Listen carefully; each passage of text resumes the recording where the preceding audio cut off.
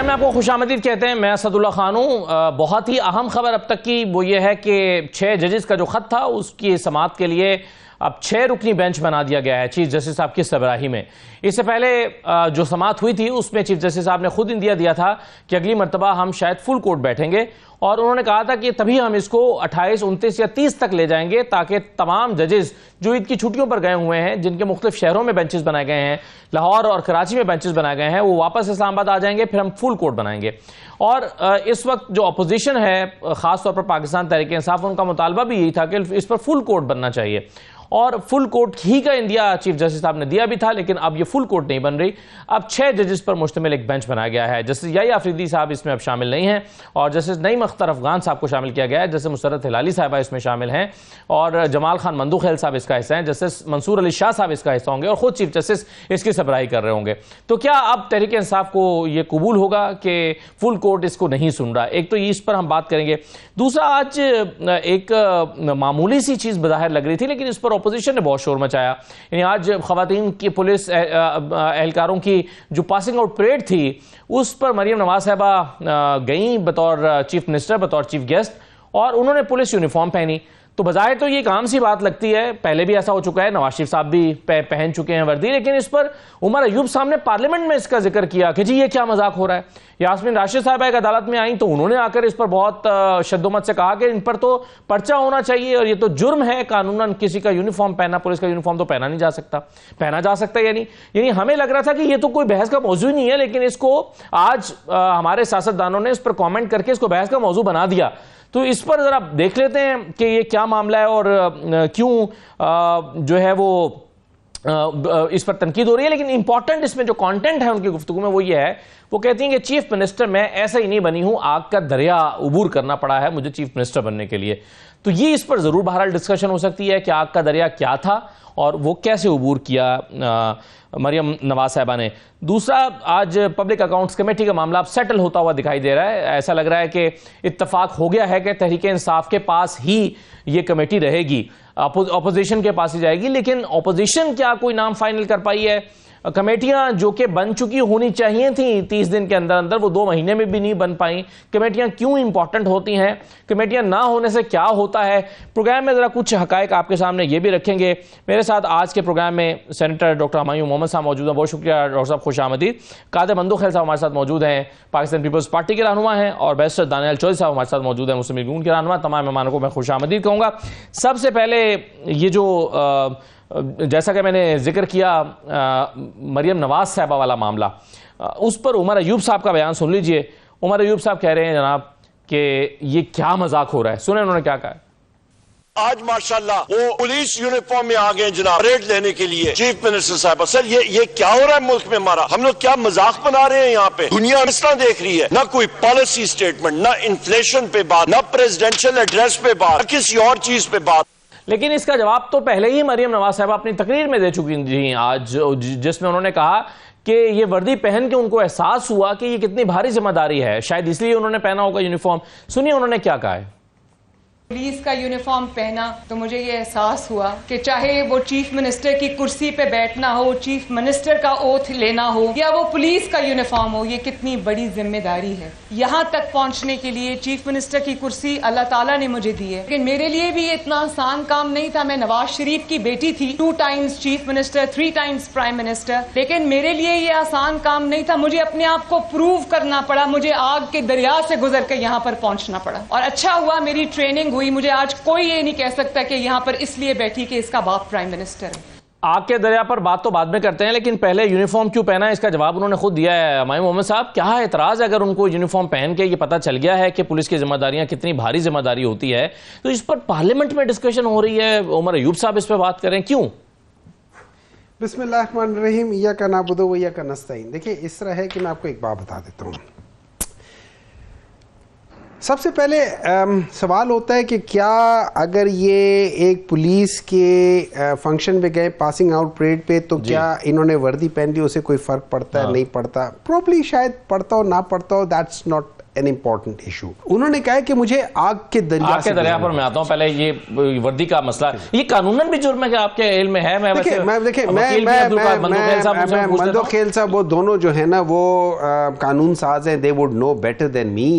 मेरे लिहाज से अगर ये कानूनन जुर्म नहीं है, ये करना नहीं चाहिए, उसूलन नहीं करना चाहिए। वजह ये है, खैर बाज़ चीज़ें सही नहीं लगती, वो मतलब अगर आप सोचें ना तो वो सही नहीं लगती, अगर उसमें कोई जुर्म भी नहीं है तो वो सही नहीं लगती। एक बात। नंबर 2, देखिए पंजाब की पुलिस या हम पाकिस्तान की पुलिस इन जनरल की बात करते हैं, पंजाब की पुलिस का जो रीसेंट किरदार रहा है पिछले 2-2.5 साल में कि ये घरों में जाके इन्होंने क्या कुछ नहीं किया, औरतों को बच्चों को क्या कुछ नहीं किया, ठीक है।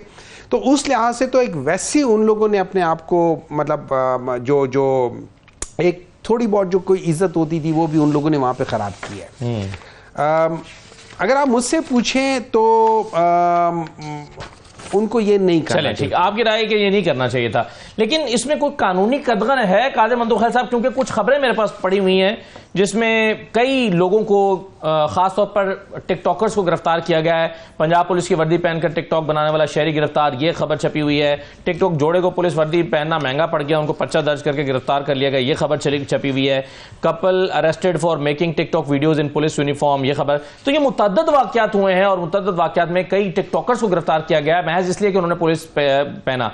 अब चले, टिकटॉकर्स का पहनना और चीफ मिनिस्टर का पहनना मुख्तलिफ हो सकता है, दोनों में फर्क हो सकता है, लेकिन कानून क्या कोई रोकता है? क्योंकि आज यास्मीन राशिद साहब ने कहा कि इन पर पर्चा होना चाहिए, ये जुर्म किया है मरियम नवाज। तो आप जरा रहनुमाई कीजिए बतौर वकील कि क्या ये कोई जुर्म है अब्दुल कादिर मंदोखेल साहब? जी, मोहम्मद साहब ने एक हवाला दिए कि क्या शनाख्त परेड में आर्मी की वर्दी पहनना चाहिए। बिल्कुल लॉजिक है इनकी बात में। मैं समझ रहा हूँ कि मरियम नवाज साहबा को नहीं पहननी चाहिए। इससे पहले माजी में आपको याद होगा नवाज शरीफ साहब कोर्ट गए तो उसने वकील की ड्रेस पहने, क्योंकि जहाँ तक मेरी मालूमात है शायद उसने कोई LLB की है, अब इनरोल्ड है नहीं वो अलग बात है, लेकिन वकील की ड्रेस में वो सुप्रीम कोर्ट गए थे, आपको याद होगा। जी हाँ, यूसुफ रज़ा गिलानी साहब के ज़माने में।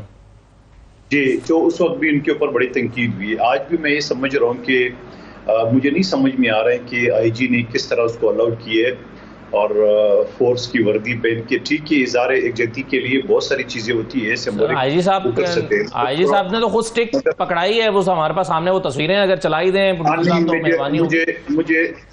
मुझे नहीं समझ में आ रहे। मेरे नजर में कानून में इसकी कोई गुंजाइश नहीं है कि आप स्टिक पकड़ ले, आप टोपी पहन ले और पता नहीं रैंक IG की थी या DIG की थी वो आप सिंबल ले ले। मुझे नहीं समझ में आ रहा है कि ये इस तरह किस तरह। बात आपने कहा टिकटॉकर्स का, या बहुत सारी जो शहर में पकड़े जाते हैं पुलिस की जाली वर्दी में, आर्मी की जाली वर्दी में, फोर्स की जाली वर्दी में बहुत सारे लोग पकड़े गए, FIR दर्ज हुई, इसमें भी कोई शक नहीं है।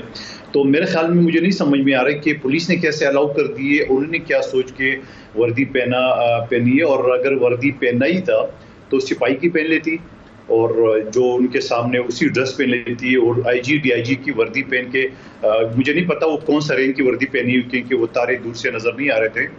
टोपी तो बहरहाल वो DIG रैंक की थी उसमें, तो मेरे ख्याल में नहीं पहनना चाहिए था तो ज्यादा बेहतर था।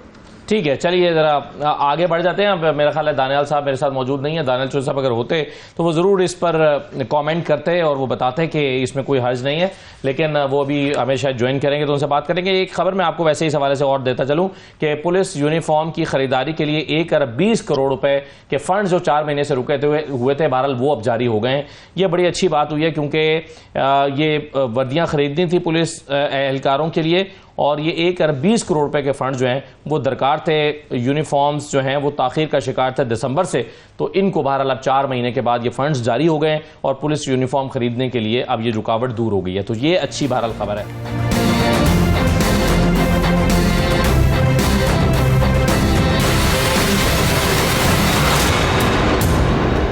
दानियाल साहब बहुत शुक्रिया।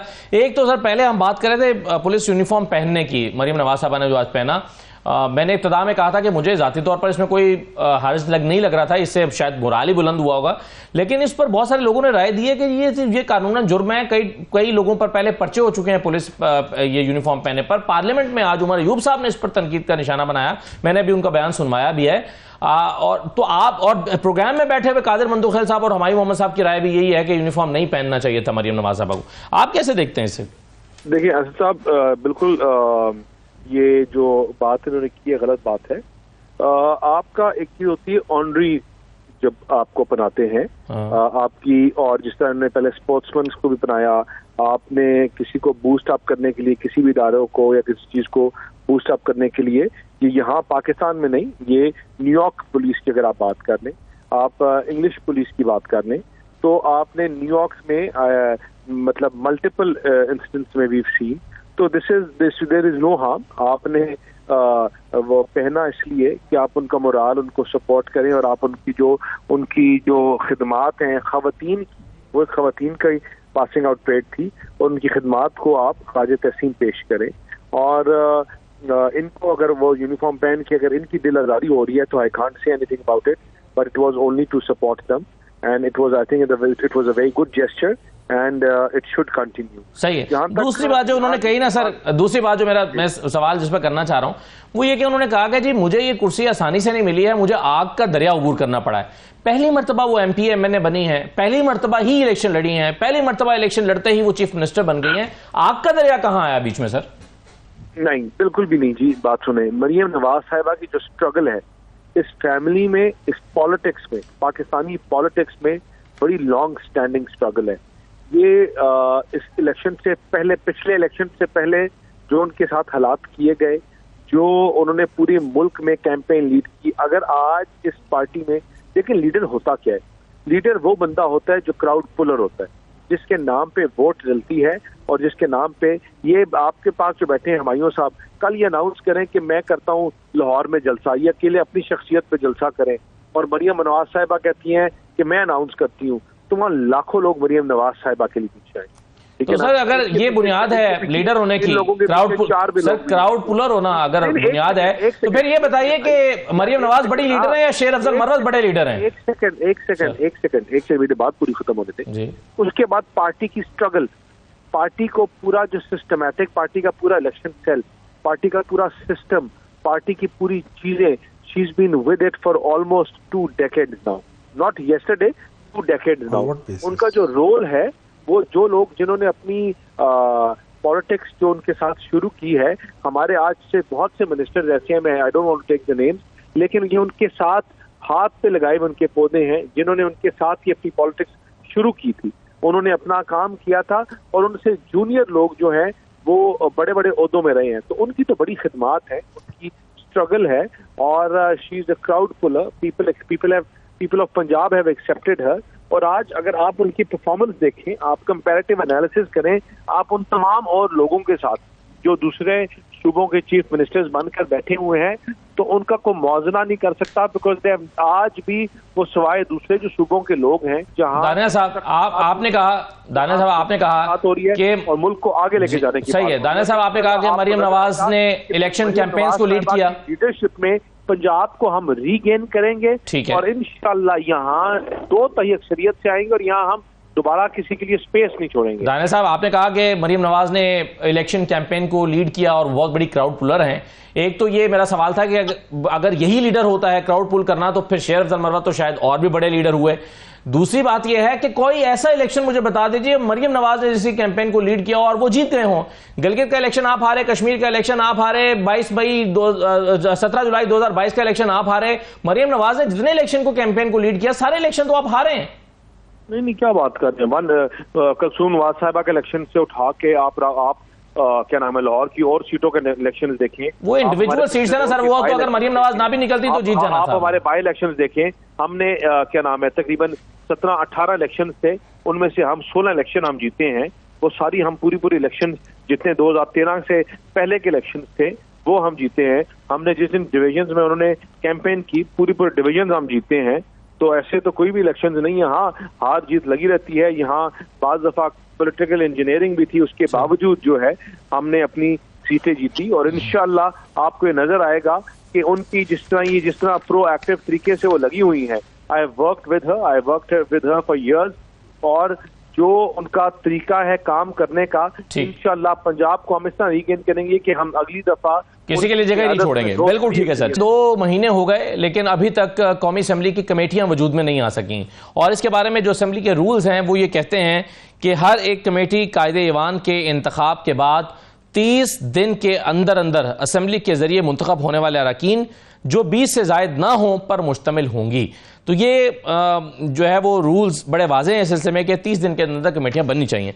अब ये कमेटियां क्यों इंपॉर्टेंट हैं, ये क्या काम करती हैं, ज़रा इस बारे में मैं आपको बता देता हूँ। कौमी असम्बली में कार्रवाई और तरीक़ेकार के जो रूल 198 के तहत हर हुकूमती वजारत के लिए एक कमेटी कायम होती है। जितनी भी वजारतें उनके लिए कमेटी बनती है। कौमी असम्बली की ये कमेटियां हुकूमत की मुतल्लिका वजारतों के लिए निगरानी का काम सर अंजाम देती हैं। पार्लिमानी जमहूरियत में इन कमेटियों को पार्लिमान के कान, आंख और यहां तक के दिमाग का दर्जा दिया जाता है। अमेरिका के साबिक सदर वुडरो विल्सन का कॉल है कि सेशन के दौरान तो कांग्रेस की नुमाइश होती है जबकि कमेटी रूल्स में कांग्रेस काम कर रही होती है। कौमी असम्बली में कार्रवाई और तरीक़ेकार के रूल 200 के तहत कायदे ईवान के इंतखाब के 30 रोज के अंदर अंदर कौमी असम्बली अरकान पर मुश्तमिल कमेटियां तश्कील दी जाती हैं। कायमा कमेटियां ईवान की जानिब से भिजवाए जाने वाले बिल्स का जायजा लेकर अपनी रिपोर्ट्स ईवान को जमा कराती हैं। कौमी असम्बली में कार्रवाई और तरीक़ेकार के रूल 122 के तहत जब ईवान में फाइनेंस बिल के अलावा कोई बिल मुतारिफ कराया जाता है तो इसे मुतल्लिका कायमा कमेटी को भेजा जाता है। कायमा कमेटियां इन मामलात के जायजे के बाद अखज़ शुदा नताइज और सिफारिशात की रिपोर्ट मुतल्लिका वजारत को भिजवाती हैं और वजारत इस पर कमेटी को जवाब जमा कराती है। अब जो इत्तफाक राय हो रहा है उसके मुताबिक कौमी असम्बली की 14 कमेटियों की चेयरमैनशिप नून लीग को मिल रही है, 8 पीपल्स पार्टी, 2 MQM, 1 काफ लीग और 1 इस्तेहकाम पार्टी को मिलेगी, जबकि अपोजिशन में PTI को 10 और JUI को 1 कमेटी की सबराही मिलेगी। अब लेकिन कौन सी कमेटी का सबराह कौन होगा इस पर शायद अभी भी इत्तफाक राय नहीं हो सका, बावजूद इसके कि 1 महीने से जायद का वक्त गुजर चुका है। इस पर कादिर मंदो खैल साहब, ये कमेटियां बड़ी इंपॉर्टेंट हैं, कैसे चल रही है पार्लियामेंट बगैर कमेटियों के? जी बिल्कुल ऐसी चल रही है जैसे माजी में चलते आ रहे थे, और अच्छा वो आपने मौजू छेड़ दिया है।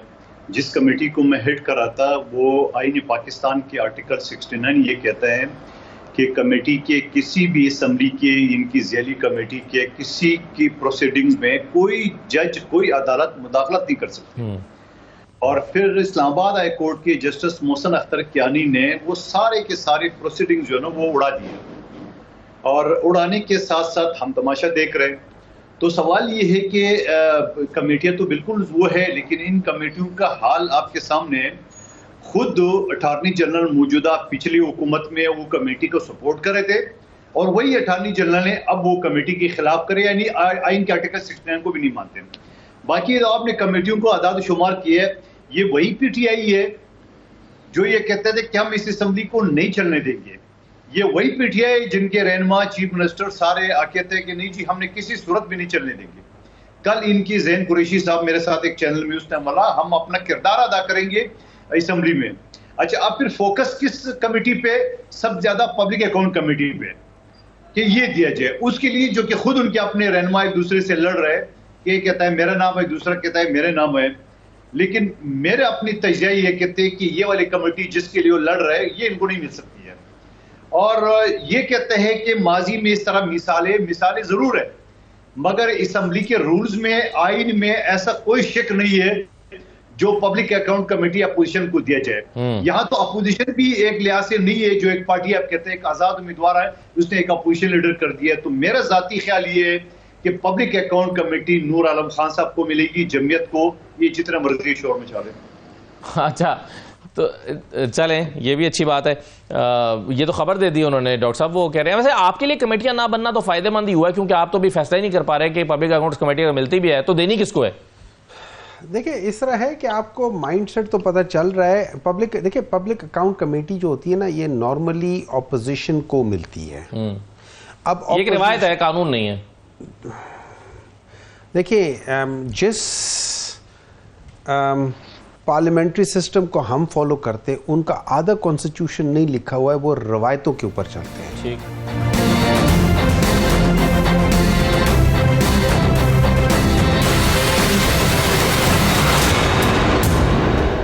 होता है। जब शहबाज शरीफ साहब बनना चाहते थे 2018 में, तो आपने इस कमेटी को काफी अर्सा लटकाए रखा था और मौक़िफ़ ये दिया था कि चूंकि खुद नून लीग की 13 से 18 के दरमियान हुकूमत रही है और उन्हीं के दौर के ऑडिट पैराज आने हैं, तो कैसे शहबाज शरीफ को बिठा दें? वो तो अपने दौर की करप्शन को कैसे, ये तो पिछले ये इस साल की ना, देखिए बात ही हो जाती है। अगर आप मुझसे पूछें तो यस, लेकिन वो सिर्फ एक बंदा तो नहीं होता ना, उस कमेटी के चेयर कर रहा होता है, उसके अंदर बाकी लोग भी होते हैं। हैविंग सेड दैट थिंग, अगर कुछ चीज़ फर्ज करें हम लोगों ने गलत किया था या उसका प्रीटेक्स गलत किया था, उसके बाद एंड में तो मिली उन्हीं को ही थी ना, लेकिन अगर प्रीटेक्स हमने गलत किया था तो इसका मतलब है कि आज आप भी गलत कर लो।